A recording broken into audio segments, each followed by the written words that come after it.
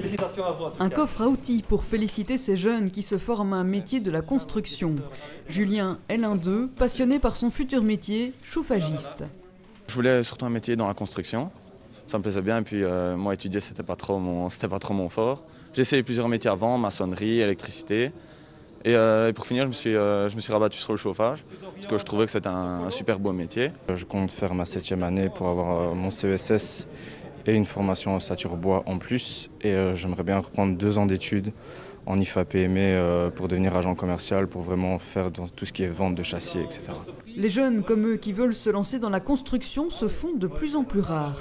On constate que les sections construction sont de moins en moins remplies et que donc oui, on a moins de jeunes qui désirent rentrer dans le secteur et donc on a vraiment un gros travail de promotion de nos métiers. Alain Doyen enseigne la menuiserie depuis 16 ans à Jodogne.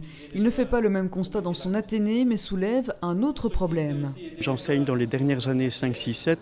C'est un ensemble de 18-20 élèves et ça reste stable. La seule chose, c'est que c'est toujours par défaut, souvent, qu'on a des jeunes qui viennent en professionnel, plutôt que par choix. Ça, c'est vraiment le seul petit bémol, je vais dire, que l'on a. Par contre, on est dans une école qui a investi dans du matériel relativement moderne, ce qui peut attirer, évidemment, plus de monde aussi.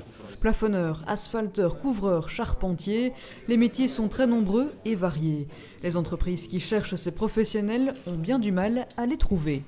Ils sont vraiment aujourd'hui en grand besoin de main-d'œuvre. Il y a des projets européens, vous savez qu'effectivement le plan d'investissement européen aujourd'hui ont favorisé le secteur de la construction et donc de gros travaux vont devoir être faits dans le secteur. On est déjà un secteur en pénurie constante de main-d'œuvre pour certains métiers, mais c'est vrai que la pénurie va vraiment être criante dans les prochains mois, voire les prochaines années.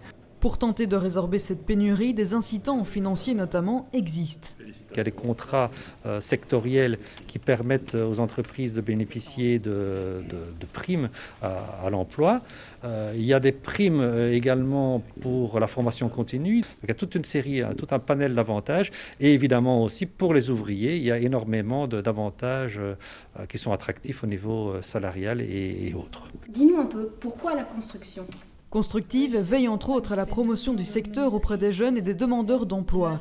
L'organisation a mis à contribution quelques ambassadeurs récompensés aujourd'hui pour transmettre leur passion et susciter peut-être quelques vocations. Différentes formes sur le meuble.